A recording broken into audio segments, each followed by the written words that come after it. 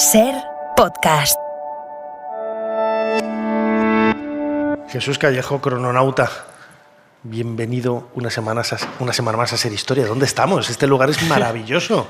¿Qué tal, Nacho? Pues qué placer, ¿no? Qué orgullo y qué lujo estar aquí, ¿no? En esta sala, en este Teatro Cervantes, en Alcalá de Henares, un lugar emblemático por los cuatro costados y sobre todo rodeado de tanta gente. Antes lo comentábamos fuera de micrófono, ¿no? Que nunca habíamos tenido este aforo, entre otras razones porque nunca habíamos estado en un lugar que tuviera tanto aforo.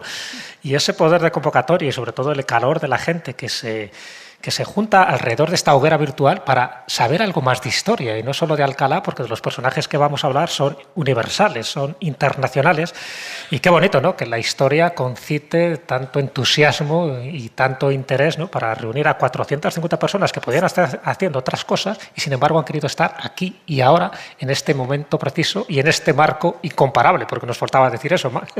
Al final, Nacho, sabes que el marco incomparable lo da tanto el contenido como el continente, y en este caso el continente es precioso. Desde luego que sí, es un teatro del siglo XIX maravilloso. Imagino aquí la cantidad de funciones, de obras teatrales, de espectáculos que se han realizado, y venir aquí es un orgullo, ¿no? Un orgullo, como decía antes, a una ciudad, ¿verdad, Jesús Callejo, crononauta? Una ciudad patrimonio de la humanidad que antes, cuando hemos venido y hemos paseado por sus calles, bueno, tú y yo también lo conocíamos, ¿no?, desde hace mucho tiempo, hemos estado aquí muchísimas veces, pero es una suerte de viaje en el tiempo al pasado y al mismo tiempo algo muy cercano, ¿no?, porque todos los edificios, la propia universidad, los palacios, ese hospital que hemos visto, todo sigue teniendo su vida, ¿no?, su calor, su pálpito. Sí, fíjate que las horas que llevamos aquí ya hemos estado recorriendo ese hospitalillo, ¿no?, de San Ignacio de Loyola, además con uno de los mejores guías, ¿no?, que es con Gonzalo Gómez. Aparte hemos hecho una turistada, que es hacernos la clásica foto con Don Quijote y Sancho Panza enfrente de la Casa Cervantes. Es decir, que es que te invita un poco a hacer todo, ¿no? Por una parte, a ser ese viajero que quiere inmiscuirse en los secretos y los misterios que tiene Alcalá, pero también, como no, pues también de vez en cuando la foto turística, que nunca viene mal, y sobre todo también por eso, ¿no?, por la sensación de que estamos viviendo en un lugar que la historia se destila, ¿no?, en cada piedra. Y evidentemente muchas de las referencias las hemos encontrado siempre vinculadas al cardenal Cisneros, ¿no?, a Jiménez de Cisneros, que empezó llamándose Gonzalo, al final se acaba llamando Francisco cuando se hace un franciscano. Y es cierto que en muchísimos lugares, a pesar de que él no nace aquí, él nace en Torrelaguna, pero siempre se nota, ¿no?, su presencia, su huella, es un poco como su energía, porque sin duda alguna, sin el cardenal Cisneros, a lo mejor Alcalá de Henares no sería lo que es ahora. Una gran ciudad con una gran universidad y un montón de instituciones, ¿no?, crecidas al abrigo y al calor de esta universidad, lo que convierten no solamente a la ciudad, sino al propio personaje en algo absolutamente singular, ¿no? Claro, es que estuvo metido prácticamente en todos los fregados, y te iba a decir que en todas las batallas, ¿no?, porque de hecho en el cronovisor nos iremos a uno de esos acontecimientos bélicos. Entonces, que estuviera tan involucrado en el humanismo, en la cultura, estamos hablando de un personaje ya del siglo XV, de principios del siglo XVI, por lo tanto ya la Edad Media había terminado, pero ese interés también por la cultura, que evidentemente también tiene sus luces y sus sombras. No olvidemos que el cardenal Cisneros prácticamente lo fue todo, o sea, prácticamente mandaba más que el rey en aquella época, porque estamos hablando de que fue cardenal, pero también fue el arzobispo de Toledo. El arzobispo de Toledo es el arzobispo primado, o sea, es el que más rango tiene. Aparte fue regente durante 2 ocasiones, fue inquisidor general de Castilla, cometió también un bibliocausto, en fin, quemó la Biblioteca Nazarí de Granada. Es decir, tiene sus luces y sus sombras, evidentemente. Como todos los grandes personajes como de esta todos los época, grandes claro. personajes. Incluso se le intentó hacer santo, ¿no?, se le intentó canonizar y bueno, ya ha quedado el proceso. Pero me refiero que alrededor de estas figuras tan carismáticas como es el cardenal Cisneros, evidentemente tuvo amigos y enemigos, pero si nos fijamos en su obra, en la obra social, en la obra cultural, en la obra religiosa, porque también reformó, ¿no?, la orden franciscana, evidentemente son muchos más logros, ¿no?, son más méritos que deméritos, y los méritos son los que hay que poner en valor y son de los que hablaremos a lo largo de este cronovisor. Pues muy bien, Jesús. Vamos a poner en marcha nuestra máquina del tiempo. ¿Cuál es la fecha que nos propones en esta semana para viajar hacia el pasado? La fecha es el 18 de mayo de 1509.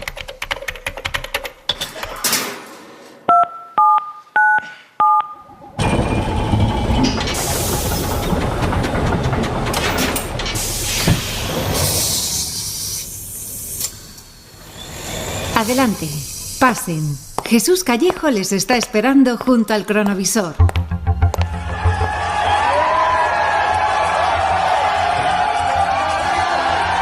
Jesús, menuda algarabía, ¿dónde me has traído? Bueno, pues al norte de África, ¿qué te parece? Hemos ido un poco lejos de Alcalá, donde estábamos, sí.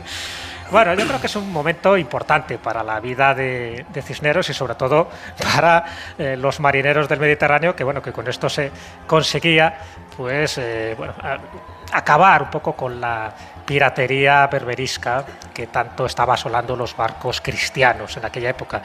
Esto es una empresa personal que hizo el cardenal Cisneros, también una promesa que le hizo en su momento a Isabel la Católica. Ella había muerto unos años antes, entonces en este momento en el que estamos, en 1509, lo que él quería, empeñando además su fortuna, ¿no?, y su prestigio, él quería conquistar Orán. Estamos en Argelia. ¿Por qué? Primero, porque era una plaza clave, ¿no?, estratégica, y segundo, porque había muchos prisioneros cristianos que él quería liberar. Y de hecho ahora estamos viendo, fíjate que la conquista se hizo el día anterior, evidentemente la conquista se la debemos sobre todo al general Pedro Navarro, con el que tuvo sus más y sus menos, porque era como una conquista bicéfala, ¿no? Había como dos cabezas, cosa que a Pedro Navarro, que él además participó muchísimo en los tercios, por ejemplo, en las conquistas de Italia, él estuvo en muchísimos lugares, por cierto, fue el inventor de la mina terrestre, ¿no?, Pedro Navarro, o sea que tiene... Jesús siempre sacando ese lado ahí menos siempre conocido, esas anécdotas, ¿no?, que son muy pocas conocidas, pero que es importante resaltarlas. Tuvo sus más y sus menos con el cardenal Cisneros. En este momento él tiene 73 años, con lo cual tampoco estaba como... Para muchos trotes. Para muchos trotes, ¿no?, físicamente, pero aquí le vemos con esos vítores, ¿no?, de sus soldados, en fin, esos 90 barcos y esos 15.000 soldados, que prácticamente murió muy poca gente. En este... Clavando esa cruz, ¿no? Y clavando esa Santa Cruz en las murallas de esta ciudadela y acto seguido yendo hacia las mazmorras para liberar a 300 esclavos, ¿no?, que estaban allí, 300 cristianos, algunos de ellos llevándose sus cadenas, porque las cadenas en el fondo es un esboto que luego llevarán a sus lugares de nacimiento o los lugares donde ellos piensan que deben depositar esas cadenas. Siempre tan importante todo lo relacionado con los símbolos, ¿no? Colocar la cruz, claro, y esas cadenas que aparentemente podríamos pensar, me están recordando una época turbia, una época muy triste, una época muy oscura de mi pasado, de mi vida, y sin embargo te las llevas para...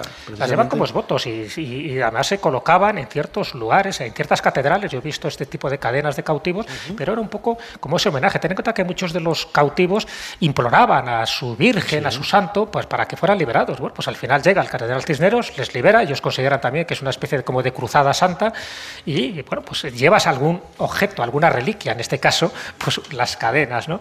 Y eso en San Juan de los Reyes, por ejemplo, en Toledo, hay muchas de esas cadenas que están ahí situadas en el exterior y que tienen que ver con la conquista de Navarra, de Granada. Entonces, bueno, este es el momento, yo creo, importante, porque por una parte él cumple esa promesa y por otra parte él ya se va con ese orgullo de decir, mira, hemos conquistado algo que era importante para la cristiandad. Ten en cuenta que el cardenal Cisneros ya en aquella época y muchísimo antes también estaba muy empeñado en la religión, era un hombre profundamente religioso, ¿no? Y él quería que el cristianismo pues llegara a Allende de los Mares, en este caso. Bueno, era la tónica un poco general. Era, ¿no?, la tónica general. Con Felipe II lo veríamos un poco después también. Claro. Igual, ¿no? Sí. Entonces él hace todo lo posible, primero para pasar a la historia, evidentemente ha pasado, pero claro, meterse en esta campaña, ¿no?, de Orán, cuando nadie esperaba que lo hiciera, él considera que es un reto personal, ya digo que también empeña su fortuna, pero lo consigue. Entonces, cuando eso se consigue, es como un poco la reivindicación de que él valía para las letras, pero también valía para las armas. Es decir, aunque él no llegó a empuñar ningún arma, él no llegó a matar a ningún berberisco, pero sí que fue un momento clave porque las consecuencias que tuvo esta toma de Orán es establecer un nuevo puesto fortificado en las costas de Barbería, evidentemente tranquilizar todo lo que es ese mar Mediterráneo. Y luego, posteriormente, evidentemente ya se va consiguiendo, por ejemplo, Trípoli en 1510, en fin, distintas plazas de lo que es Berbería, que es el norte de África, y eso supuso un avance a nivel militar y estratégico fundamental para Castilla y para el resto de España. Hablar del cardenal Cisneros es hablar de Alcalá de Henares en Madrid. Seguramente toda la gente que nos escucha en España sabe que Alcalá de Henares está en Madrid, pero hay muchísima gente, en ese casi 1,5 millones de descargas que tenemos al mes los podcasts de Ser Historia que nos escucha desde América y desde otros lugares, ¿no? Con mucho interés, desde Rusia, desde China, desde Nueva Zelanda. Y, bueno, recibimos mensajes de lugares increíbles, ¿no? De ahí esa matización para que todo el mundo, bueno, pues pueda disfrutar, ¿no? Y buscar en el mapa con más sencillez dónde se encuentra Alcalá de Henares, muy cerquita de Madrid. Y aquí es donde el cardenal Cisneros pues quizás plantó su semilla de una forma más intensa o más viva, o el recuerdo, ¿no? Ha quedado hasta nosotros de una forma pues mucho más intensa. Jesús, hemos invitado a este cronovisor a Pilar Lledó, ella es presidenta de la Institución de Estudios Complutenses. Pilar, bienvenida a Ser Historia. Muchas gracias. Muchísimas gracias a ti por venir. La figura de Cisneros, aunque no naciera aquí, está vinculada de forma irremediable, me atrevería a decir, a Alcalá de Henares. Sí, desde luego. O sea, Alcalá le debe prácticamente todo al cardenal Cisneros, hasta el punto de que, bueno, habéis hablado antes de que estamos celebrando el 25 aniversario de la proclamación de Alcalá, bueno, como Patrimonio Mundial.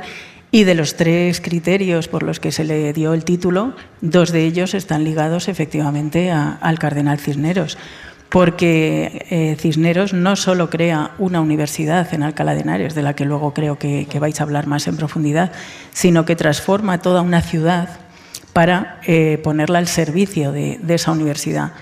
Y también lo hace que bueno, pues que es el modelo que se va a seguir en muchos otros lugares que van a hacer esas ciudades universitarias, ¿no? Tanto en Europa como luego en América. Pionero un poco en ese sentido, ¿no? De tener la visión. Bueno, estamos en el siglo XXI y seguimos los pasos que instauró y que colocó el cardenal Cisneros a finales del siglo XV, ¿no? Cuando nace la Universidad de Alcalá. Y ese reconocimiento, yo creo que todos los alcalaínos lo tienen muy presente, ¿no? A pesar de esas palabras que escuchábamos al principio, ¿no? Del bueno de Antonio Gala y de ese chascarrillo de Francesillo, ¿no? El bufón de Carlos V, que le llamaba la galga envuelta en estameña, ¿no? Esa tela que se utiliza ahí para hacer quesos o para hacer cosas un poco más burdas, ¿no? Pero a pesar de todo, imagino que lo que decía Jesús antes, ¿no? Un personaje de esta importancia debió de tener sus amigos, sus seguidores y, por supuesto, sus enemigos, ¿no? Si no, no seríamos seres humanos, casi.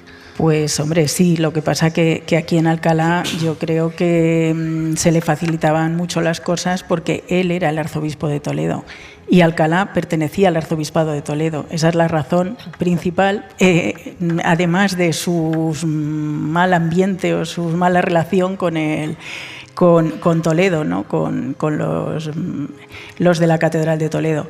Entonces era lógico que hiciera aquí su universidad, porque además pues aquí teníamos el antecedente de unos estudios generales, que además ya pues antecesores suyos en el arzobispado de Toledo pues ya habían aumentado las cátedras, con lo cual digamos que los mimbres ya estaban plantados, ¿no? Y fue desde luego un esfuerzo personal suyo, pero no solo crea la universidad, o sea, el colegio mayor, que bueno, ya luego os lo explicarán, sino que prácticamente transforma toda la ciudad para ello. Crea también los colegios menores, por supuesto, crea 2 calles que van a ser ahora unas de las principales de la ciudad, ¿no? La calle Libreros y la calle Colegios, donde luego se van a establecer pues tanto las librerías y la imprenta como luego colegios menores y colegios de diferentes órdenes religiosas. Va a ser el gran introductor aquí de la imprenta, porque digamos que también era un hombre visionario en ese sentido, ¿no? Y la imprenta, no olvidemos que es casi el Internet de la época, ¿no? Es el gran introductor del humanismo. Un hombre del Renacimiento. Siempre se ha dicho, aquí en España no hubo Renacimiento, no se ha criticado mucho, ha habido esa polémica entre investigadores, pero figuras como Cisneros, pionero, adelantado a su época, el hecho de trabajar también en esa Biblia políglota, lo que estaba viendo, pues que iba un paso por delante, ¿no? En el mundo cultural de muchos de sus coetáneos. Sí. Sí, y de hecho pues eso trae aquí a un personaje del que, por cierto, este año se celebra también el aniversario de su fallecimiento, que es Arnau Guillén de Brocard, que es el impresor. Y bueno, se rodea de un equipo pues maravilloso de judeoconversos, por ejemplo, pues Pablo Coronel o Alfonso de Zamora, de profesores de griego, por supuesto, y del propio Nebrija, que también va a colaborar en la empresa. Y bueno, yo creo que es uno de sus grandes sueños y que al final pues verá cumplidos pues unos meses antes de su fallecimiento, ¿no? En 1517 pues consigue ver publicada la Biblia políglota. Sí, esa Biblia además, bueno, marcó todo un hito, ¿no? Porque claro, hasta ese momento acercarse a la Biblia, en fin, no era tan accesible para el resto de la gente, y él tenía una obsesión que era decir, bueno, yo quiero la Biblia en sus textos originales, ¿no? De ahí que estuviera también en griego, en hebreo, en arameo y por supuesto la Vulgata en latín, ¿no? Que por cierto sirvió un poco de precedente a la que luego, Nacho, comentamos en su día en un cronovisor cuando hablamos de Benito Arias Montano, que también hizo esa Biblia de Amberes. Eran grandes personajes de la historia, iba a decir de la literatura, ¿no? Me atrevería un poco a decir de aquella época, en el sentido de que eran...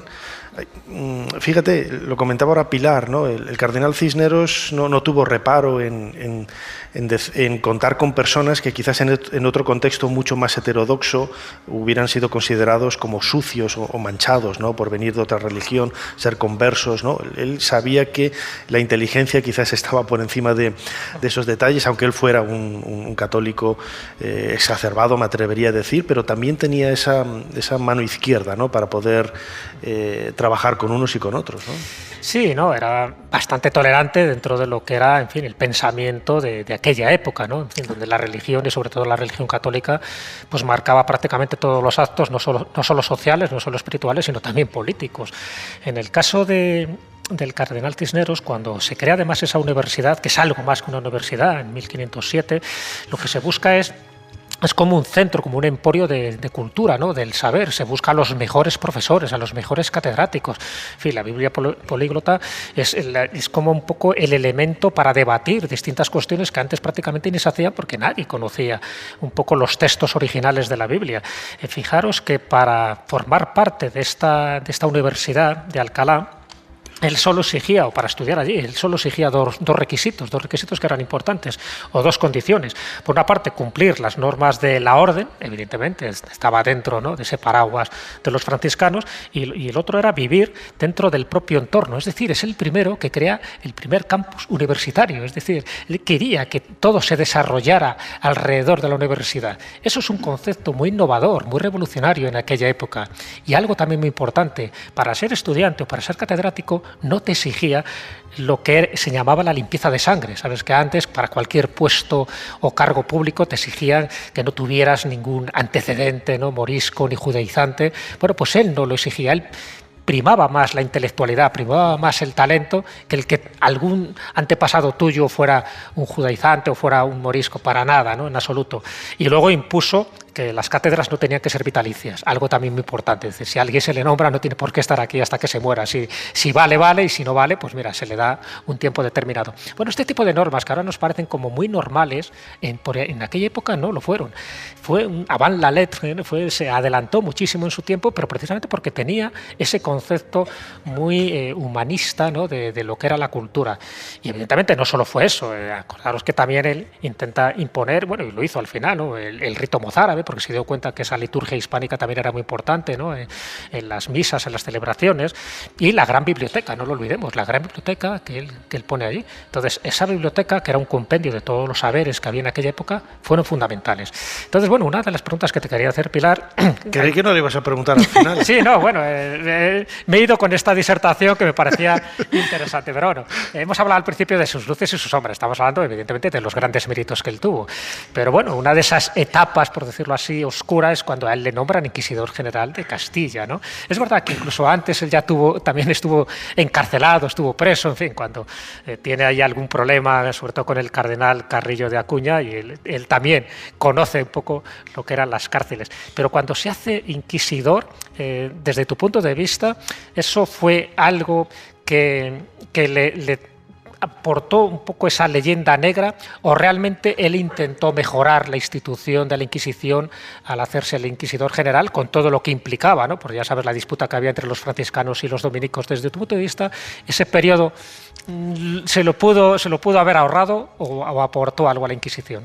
Bueno, yo creo que sí que aportó en el sentido de que con él fue mucho más laxa de lo que había sido hasta entonces Condesa, vamos, es que no había color. Es más, para determinados personajes fue fundamental. Por ejemplo, el año pasado estuvimos celebrando el aniversario de Nebrija. Sí. Y Nebrija se libró de la Inquisición precisamente gracias a Cisneros, o sea, gracias a que le nombran inquisidor.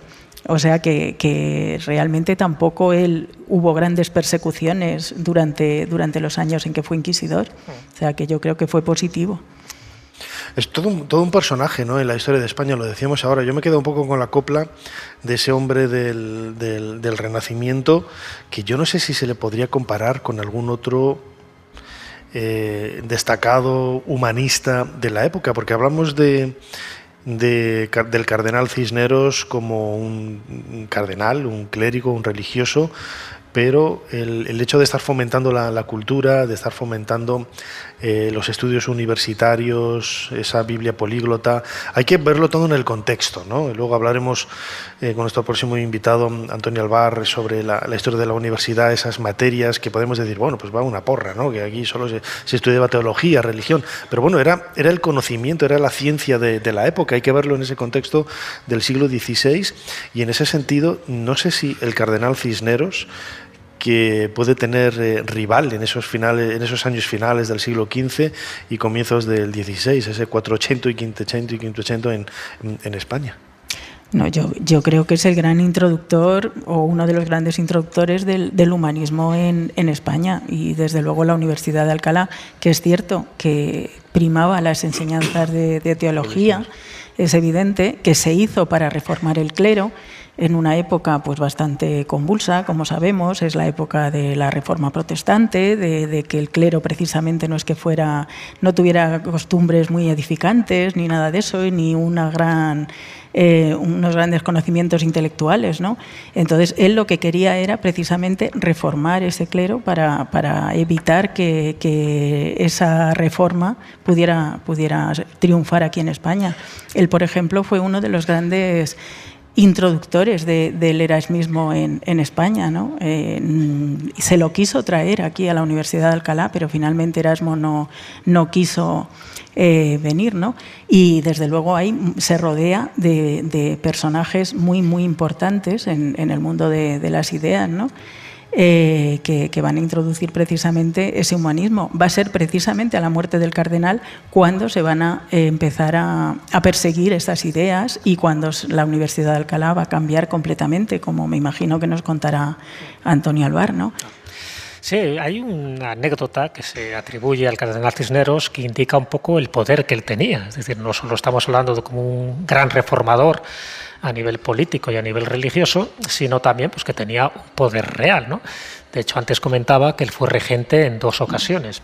En la última ocasión, a la muerte de Fernando el Católico en 1516, pues bueno, se está esperando, ¿no?, que venga el futuro Carlos I, en fin, que era un chaval imberbe en aquella época, todo el mundo con expectación, y bueno, durante ese tiempo, durante esa regencia, pues está el cardenal Cisneros, y eso pues no gustó a mucha gente y sobre todo a la nobleza.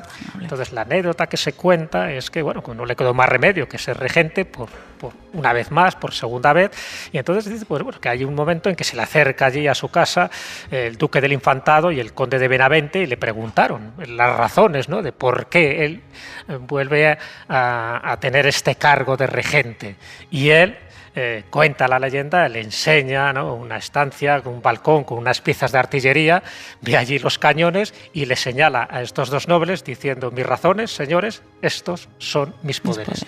En fin, esa anécdota un poco está indicando lo que decía en su época alguien tan importante y además también tan denostado como fue Cipriano de Valera. Cipriano de Valera, que era un monje jerónimo, dijo una frase del cardenal Cisneros que yo creo que resume muy bien ese poder, esa prestancia y sobre todo ese elemento de que por él pasaba prácticamente todo. Cipriano de Valera dijo que era el todo, en todo y en toda España. Esa frase, si te miras, es que no había nada por la que él no tuviera algún tipo de decisión. De hecho, bueno, yo creo que muere, no sé, Pilar, si tú estás de acuerdo, yo creo que muere además de una forma muy oportuna, porque muere un poco cuando está esperando, ¿no?, que llegue Carlos I y toda la corte, porque el primer disgusto que le iban a dar, si llega a estar vivo, es que le iban a quitar todos los cargos. Sí. Entonces, ¿y está enterrado aquí en Alcalá? Sí. Cisneros está enterrado aquí. Está enterrado de una manera muy extraña, porque aquí decimos que es como la larga marcha, ¿no?, de los despojos del cardenal, pobrecito, porque bueno, él quería ser enterrado, eso sí lo dijo en su testamento, quería ser enterrado en la capilla de San Ildefonso de la universidad, y de hecho fue enterrado allí. Pero bueno, por diferentes avatares históricos, pues tiene que, bueno, acaba en la Magistral, que también había sido transformada y fundada por él como magistral, ¿no? Y entonces ahora hay una especie de polémica y bueno, lleva muchísimos años desde el siglo XIX, porque los restos están en la Magistral, pero el cenotafio vacío. Está, bueno, un magnífico sepulcro en la capilla de San Ildefonso, ¿no? Entonces no hay manera de que se pongan de acuerdo la universidad, la iglesia, con lo cual los pobres restos han ido de un lado para otro a lo largo de varios siglos, ¿no? Sí. Lo que él nunca hubiera querido, pero bueno. Pilar, una preguntita. Si tuvieras que citar dos aspectos de esos positivos, altruistas, humanistas, aparte de lo que hemos comentado y tal, sé que fundó algún convento de clarisas. ¿Cuál destacarías de una forma muy breve? Sí, aprovechando eso, que estamos en vísperas, ¿no?, del Día de la Mujer, pues también se preocupó de la educación de la mujer, por lo menos aquí en Alcalá de Henares, y entonces fundó un convento de franciscanas de San Juan de la Penitencia. Y bueno, además del convento, fundó un hospital y un colegio para mujeres, el Colegio de Santa Isabel.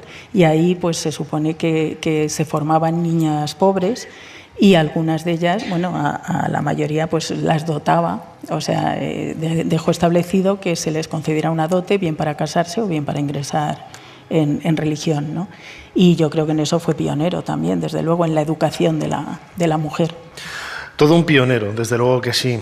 Francisco Jiménez de Cisneros, cardenal Cisneros, el personaje al que hemos dedicado el cronovisor, este primer bloque de este programa especial de Ser Historia que estamos haciendo desde el Teatro Cervantes en Alcalá de Henares, el lugar donde está enterrado. No nació aquí, pero desde luego que podemos decir que vivió, pero en mayúsculas, porque su vida entera prácticamente está reflejada en sus calles. Pilar Lledó, presidenta de la Institución de Estudios Complutenses, muchísimas gracias una vez más por habernos ayudado a hacer un poquito más de historia. Pues muchísimas gracias a vosotros por haber contado conmigo, y a mí, pues eso, que se divulgue la historia de Alcalá, pues es mi objetivo. Lo merece, desde luego que sí. Y Jesús Callejo, crononauta, muchísimas gracias una vez más. Os vais a llevar este enorme aplauso de este público alcalaíno. Muchísimas gracias. Suscríbete a Ser Historia. Todos los episodios y contenidos adicionales en la app de Cadena Ser y en nuestros canales de Apple Podcast, Spotify, iVoox, Google Podcast y YouTube. Escúchanos en directo en la Ser los domingos a la 1:30 de la madrugada. Cadena Ser. La radio.